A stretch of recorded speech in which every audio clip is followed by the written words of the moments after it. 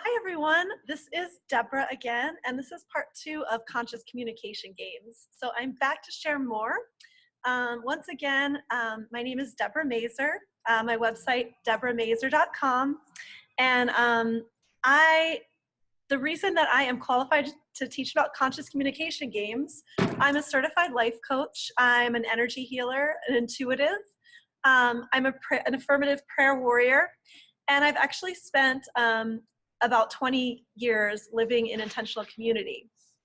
I've taken different communication workshops from the owners of Cafe Gratitude, Terraces and Matthew Engelhart, Kindred Spirit workshop, and I've also done a lot of landmark education and other communication classes and books like Radical Honesty and Nonviolent Communication and so many things over the years. So in part 1, we talked about active listening, reflective listening, making requests. We started to talk about having meetings with your partner. We talked about passing around an object, allowing everyone the floor. We talked a little bit about sex and dating and consent. So today I want to backtrack a little bit, and a few things came to me between last time and this time. So one is I wanted to, first of all, I mentioned that there was a concept called an interpersonal meeting for group living in a community house. So where some weeks you would have the business meeting and then other weeks you would have an interpersonal meeting where you talk about relationships with each other. So I wanted to just credit this and say that I got the idea for interpersonal meeting from living and working at Dancing Rabbit Eco Village in Missouri. They did interpersonal meetings there, and that's where I learned how to do that. Another thing that I want to talk about that goes along with the active and reflective listening is that when we're sharing about something that's challenging or hard, a feeling that we're having, some kind of conflict, I learned this phrasing from the owners of Cafe Gratitude, and it is this, I'm making up a story that. So what you do is, let's say I am really upset because I've been ghosted by someone that I was dating, right? So I thought everything was going along great, and then I just haven't heard from the person. So I might say, and even using the nonviolent communication again, remember it's when this happened, very subjective or very objective, I felt X because I had a need that X, and this is my request.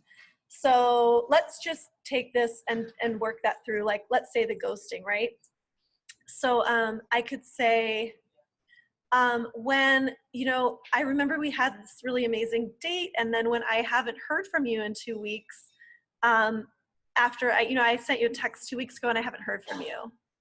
And I felt hurt and confused, right? Because I had a need for open communication. So my request would be, if you could just let me know if you're not into me or if you are into me or what, it doesn't matter how you feel. I would just like to know where you're at. You can, that would be my request for you to tell me, right? So that's the nonviolent communication. So you could add a little bit because if I'm really into the person, I'm going to have some emotions around this, right?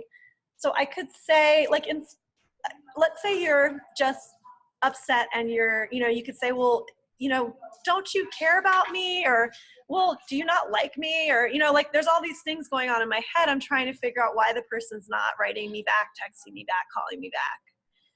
So there's all these different things. So I could lash out at the person. I could lash out kind of at myself, or I could say, I'm making up a story that, so I might say I just wanted to let you know, I'm making up a story that you're not really into this relationship, and then the person could say, well, you're right. Or the person could say, well, no, that's not what's going on at all. Someone in my family died or something, right? You never know what's really going on. We make these stories up in our head. But instead of, there's something about that language of saying I'm making up a story that is also very disarming for the other person to hear. So I'm trying to think of another example. Like, let's go back to the shoes example, right? Where the person was like leaving their shoes all over the floor. So I could say, I'm making up a story that, you know, that you don't care about me, that what I feel doesn't matter to you, right? So you could say, I'm making up a story that. So anyway, that's just another wonderful technique. And then I do want to talk about, since I brought up this concept of ghosting, I wanted to mention, I hope that you can still hear me. That this is something around dating in this day and age, and it may just be with the younger generation, that I might need to move. I don't know if you can still are going to be able to hear me. So let's just go ahead. I don't know if you'll still be able to hear me. I'm outside. Let's see. I think I'm going to move. Will you move with me? I can talk while we move. Here we go.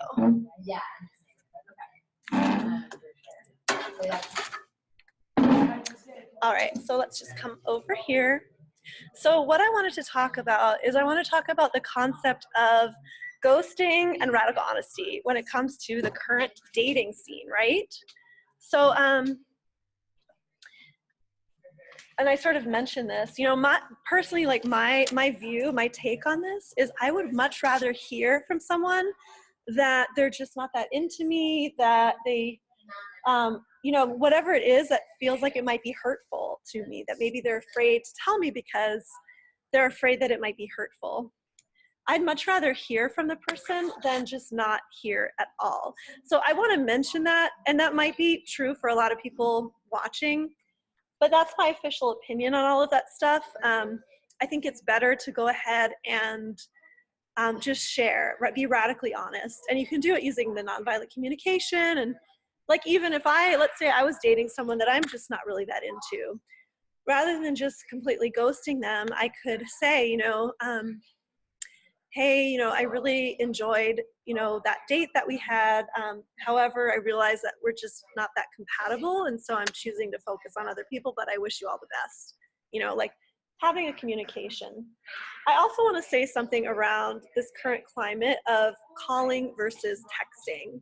Now, I am a child of the 70s and 80s, so obviously I'm much more comfortable with phone calls and with voicemails and all of that. And I know that there is and I text a lot as well, but I will say that there's a time and a place for making a phone call. And that is when you want to talk about all of this relationship stuff. This is not something that you want to be texting back and forth. Ideally, you would be face to face with the person, but you know, a second choice would be making a phone call. So it's very important to do this kind of work voice to voice. And again, you know, if there's some kind of difficult relationship stuff that you need to talk about or work through, whether it's business, whether it's family, whether it's friendship or romance, just pick up the phone or make an in-person date with each other to talk. So that's my official opinion on that.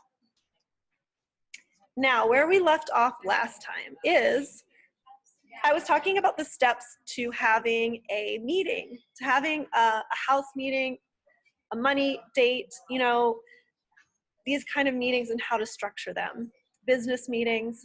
So here are my personal steps that I like to do. We have step 1, which is appreciation. Step 2, which is follow-up. Step 3, which is agenda items. Step 4, which is action steps with a date. Step 5 is visioning, and step 6 is gratitude. So let's go ahead first. So like first step is appreciation. So it's always good. You know, I'm also certified in affirmative prayer and the technique of affirmative prayer. And in affirmative prayer, as well as in just manifesting in general, as a lot of us have learned, you know, the first step to manifesting something is gratitude. The first step to affirmative prayer, in what I learned, the technique that I learned, is also gratitude. And so the first step towards having a really wonderful communication session is also expressing appreciation and gratitude. So sharing what you really appreciate about the person. If you're having a house meeting, you can appreciate, you know, the actual things that the person did. Oh, I noticed, you know, you took out the trash and I really appreciate you. I really appreciate that you bought me flowers for Valentine's Day. You know, I really appreciate just like the little note that you left me. I love all of your affection. You know, I'm just using different like relationship examples as well. So appreciation, and each person can take turns appreciating each other. If it's a two-person meeting, you know, you would take turns appreciating one or two, you know, things about one another.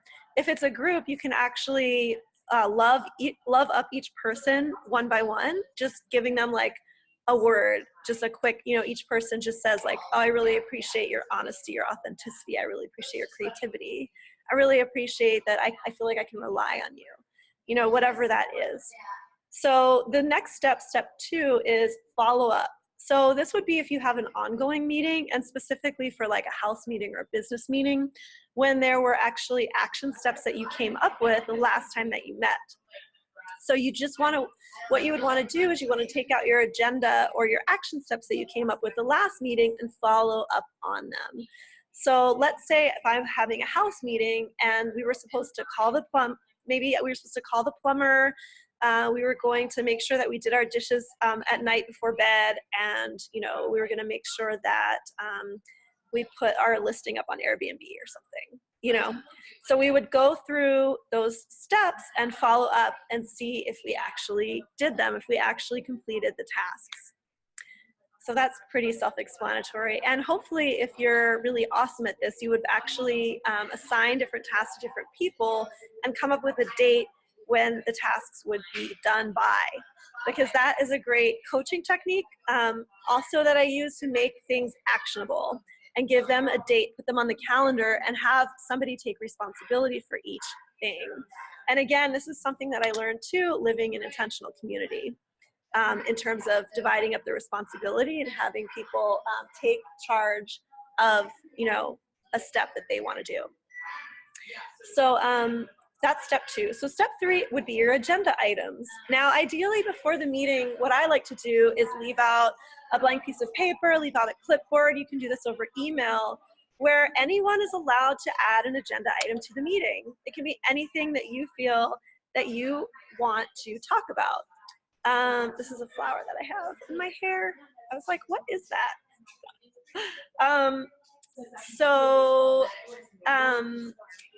So I like to leave a piece of paper out on the table.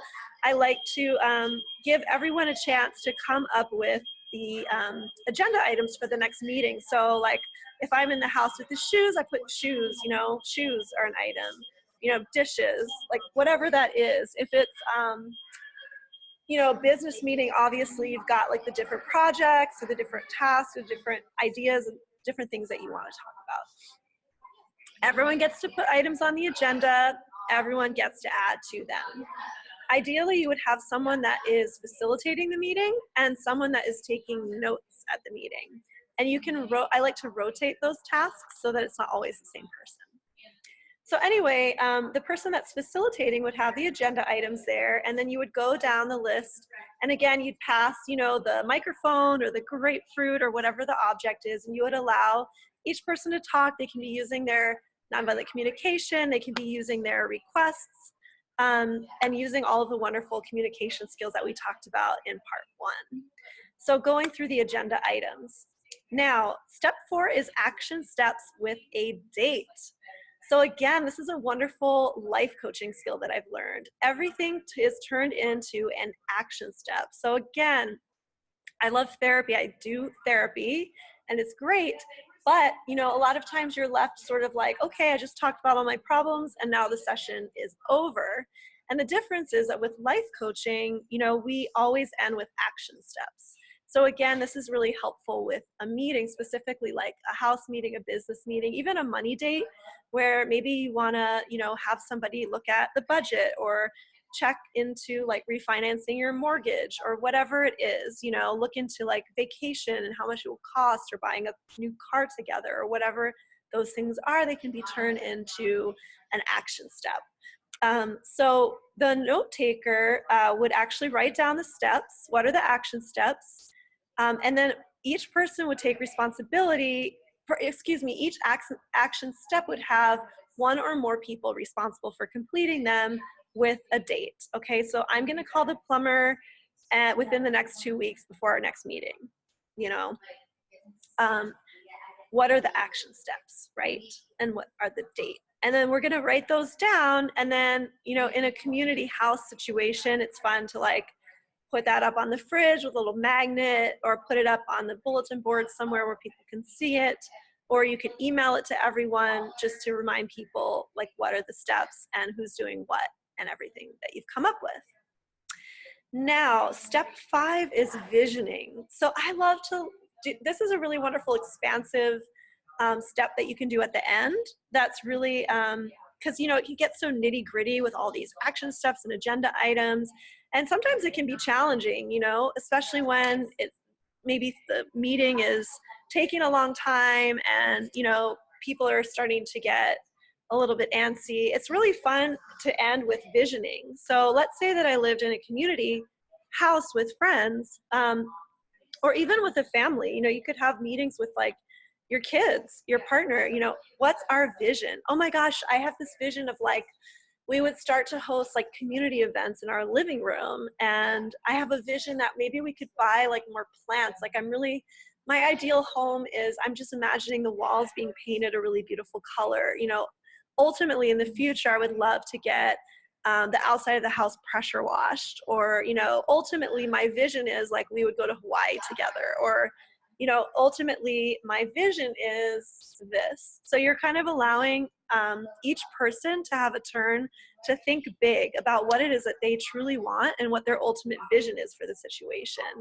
And this can be really beautiful too. It can be fun to draw it, to draw a picture of it. It can be fun to write it, but just to speak a vision, which is really expansive and fun. And then you would want to end with gratitude again. So it can be a quick thing. This is like step 6, very last step, is gratitude. So I'm so grateful for this meeting. I'm grateful we got to talk about X.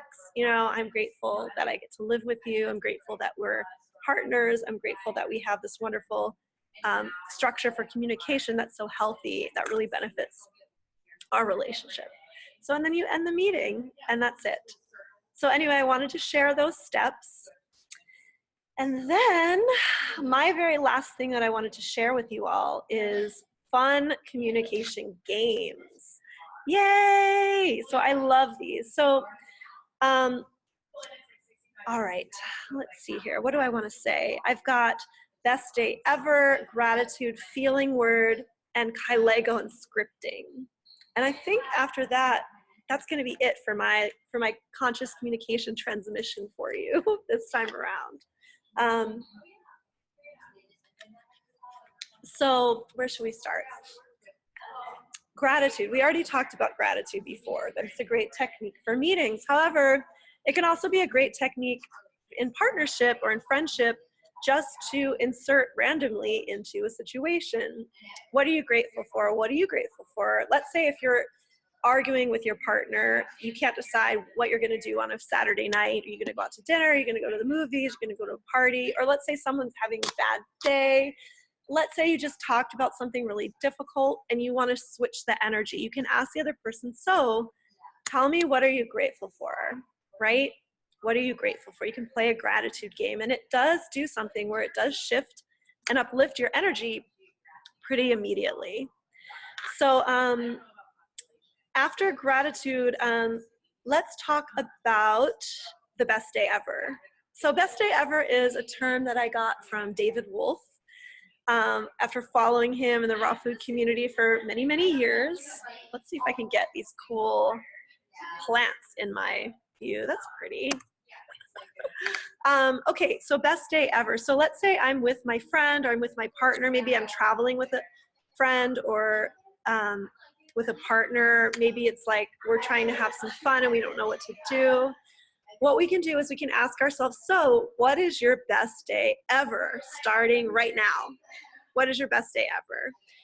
And you can take turns asking and listening. So let's say I'm really stumped. I don't know if I want to get like Chinese food or like Thai food or what. I feel kind of bored. I'm not really sure. There's a party, but I'm not sure if I want to go. my partner, my friend can say, well, Debra, what's your best day ever starting right now? And I could say, well, my best day ever is I would actually go get a massage. You and I would go to this restaurant. You know, we would meet up with our other friends and we would go to the party for 5 minutes, but then we would leave and have alone time. Okay. So, and then the person could actually do the reflective listening and say, wow, so sounds like you would want to go for 5 minutes, leave and have the alone time, you know, go to this restaurant. And that sounds like that's your best day ever. Is that right? And I would say, yes. And then I would say, well, what's your best day ever? And then they could share. And the idea with best day ever too, what I like is that it can be outrageous just to get you in a different frame of mind where you're raising your vibration into a more positive frequency and you're going to have more fun regardless if it happens or not. So I could say, well, you know, actually my best day ever is I would hop on a plane, we would go to Egypt and visit the pyramids, we would ride on a camel and then go to sleep on a magic carpet. You know, that's really outrageous. That could not actually happen, but it kind of gets me in this fun mood where that's sort of the energy I want. I want to have some really big adventure. I want to do something that's out of the normal routine. I want to break out of the box. That's the general idea. So it kind of gets me in this frame of mind, you know, and then maybe if the other person shares theirs, the idea is like we get ourselves thinking about what it is that we really want, the frequency and the vibration that we really want to be on. And then we see how we can create something like that today, tonight, you know? So what would be like that? Going to Egypt and riding the magic carpet and riding a camel. Maybe we could go to like a Lebanese restaurant and eat like hummus and pita, or maybe we could, you know, I don't know, like visit, you know, a goat farm or something with animals, or like maybe we could go to the beach if I live near the beach and be on the sand. It might remind me of like the desert or something, or maybe there's just some really fun festival or fair or like some really fun, crazy event that's just like totally out of the box that I realize like, oh, that would be in alignment with my best ever. And the idea too, when you share with a partner is that you can find a common ground. So let's say I share mine and my partner, you know, does the reflection and then my partner shares theirs. And then it turns out that they also want to, let's say, go out for Thai food. We both mentioned it. So now we know, okay, we're going out for Thai food. We both mentioned it in our best ever. Or let's say it's true for the other person, like they don't really want to go to the party either.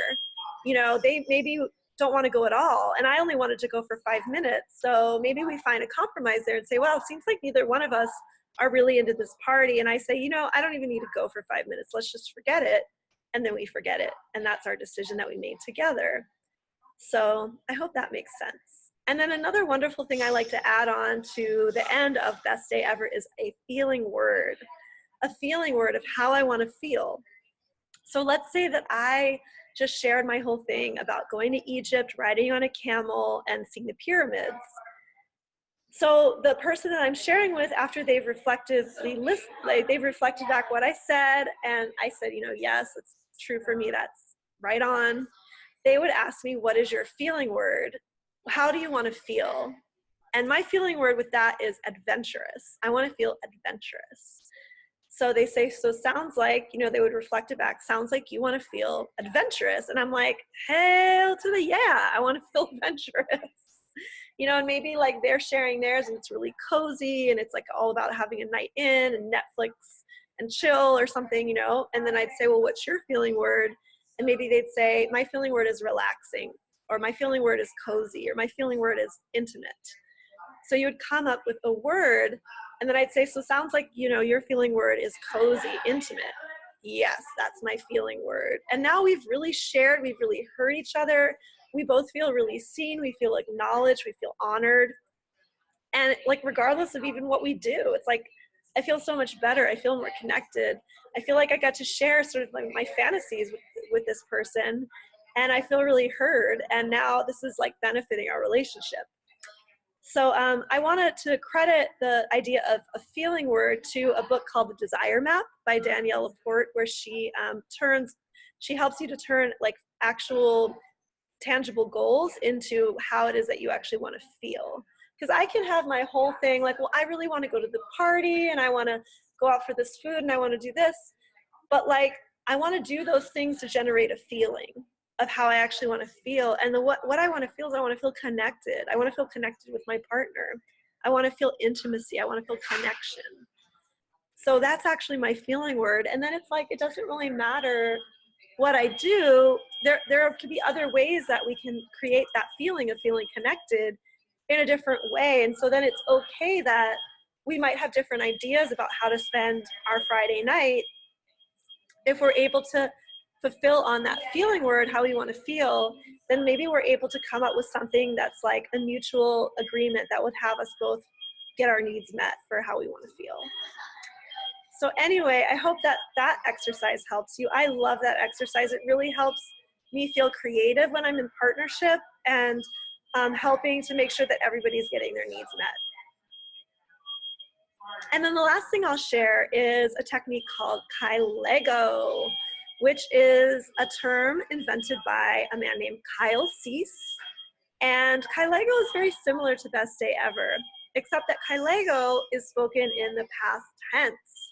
And I actually currently have a Kylego partner that I do phone calls with. And we do 30-minute calls and we each share for 15 minutes. We each get the floor completely for 15 minutes. And we share what we would like to have happen in our lives as if it already happened. And some people, another term for this type of technique is called scripting, where you write what it is that you want as if it happened in the past. So let's say I was Kylegoing for my business. Let's say I'm Kylegoing for this class, for this conscious communication games, and the amount of people that I want to reach and how I want to feel and all of that. So I might, if I'm Kylegoing with a partner or a group and it's my turn to speak, let's say I want to go out, I can decide how far into the future I want to go out. Maybe it's just like a week out. It can be a month out. It can be a year out. And then I'm going to tell you what happened in the past as if I'm speaking from that time. So let's say that it's a week from now. Oh my gosh, let me tell you all about my week. First of all, it was incredible. I made all these new friends. I went to this acrobatics class. I did yoga every day. I have a ton of new clients. Everything's going amazing. I feel really balanced between work and play and fun. I've really had some amazing time with my friends, my partner, and everything's feeling good. And let me tell you all about what happened with conscious communication games. First of all, so many more people watched and learned than I ever expected. People started sending me emails, letters in the mail. They started telling me how their lives were impacted by this, how they use some of the techniques in their relationships, in their friendships, in their business partnerships, with their family, with their kids. And things really started to change. And I just felt so amazing and satisfied because, I had been thinking about doing this class for so long, and then I finally did it, and it was just so rewarding. I feel so much more empowered right now. I feel like there's even more that I want to share. There's even more that I want to teach.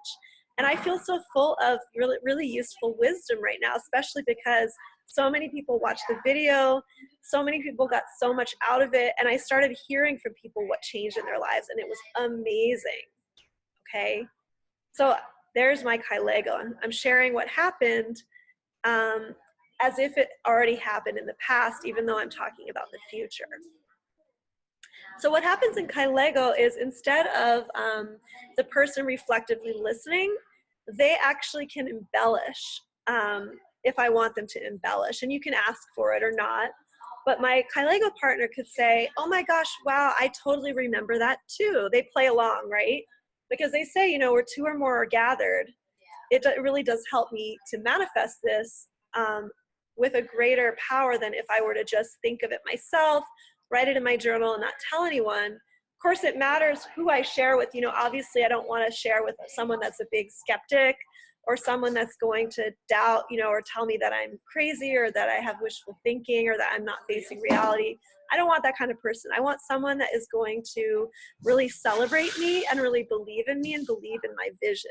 And that's the kind of person that I want to Kylego with. And I mean, with that said, that's really the kind of person I want to partner with, work with, play with, be friends with, or anything else. Personally, I don't know about you. But so anyway, the person could say, oh my gosh, I totally remember that. I remember when, you know, you actually got like 1 million views for the video, and it was so crazy that, like, you know, Oprah called you and she asked you to be on her show and talk about communication skills, and you even did a TED talk about it based on all the amazing, you know, results that people got from your video, and it was so incredible. So now they've just like totally embellished on my dream, and that feels really good, right? And then we can switch. And then the other person can share theirs, and they can choose to, maybe they're going to choose to talk about the whole year. Oh my gosh, this year, let me tell you about it. It was incredible. First of all, my health was amazing. I made a ton of money. I got to travel to like 5 different countries. I mean, it doesn't even have to make logical sense again, but it's just about raising our vibration. Raising our vibration to start talking about what it is that we want, what it is that we dream of, what it is that we fantasize about, because that vibration, it draws in positive things into our lives. And it also helps us to recognize positive situations that we want. When we see them, we begin to recognize them. So let's say part of my Kailego was that I moved into a new home, right? And maybe I'll start describing the home in my Kailego share. Oh my gosh, it had this beautiful granite countertop in the kitchen, like these hardwood floors. It was in this beautiful neighborhood that I love. It was so affordable. It happened so easily and effortlessly. You know, I had an amazing realtor helping me to purchase the home, or whatever it is, right? So I'm starting to share and fantasize. Maybe in my limited mind, I'm thinking like, oh my gosh, is this really gonna happen, right? I don't know, that's kind of crazy. But the thing is that when I start to share it, and then I've got somebody witnessing me, and they're saying, oh my gosh, I remember that too. They're holding that vision for me. They're embellishing me. They're helping to grow it to even more than what I've already shared, right? And so now what can happen is, let's say that I'm going to look at a place, right? So now I've got this vision in mind that I've already shared. And so now when I see it, I can recognize it. Oh my gosh, that one had the granite countertop, just like what I shared in my Kailego. So now it can help me to sort of recognize things when they happen.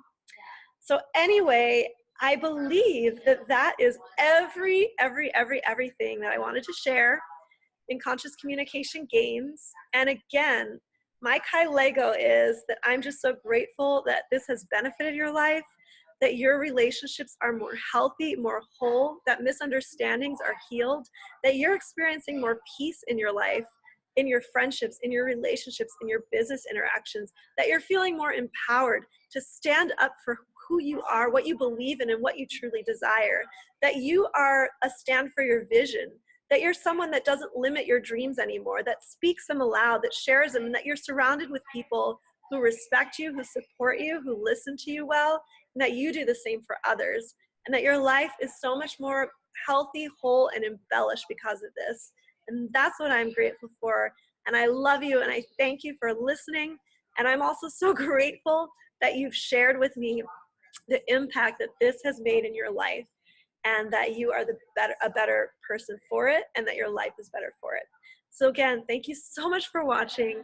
My name is Debra Mazur. My website is debramazur.com. And thank you for playing with me for these 2 sessions of Conscious Communication Games. I'm sending you so much love, and have a beautiful, beautiful rest of your day and week and month and year and life.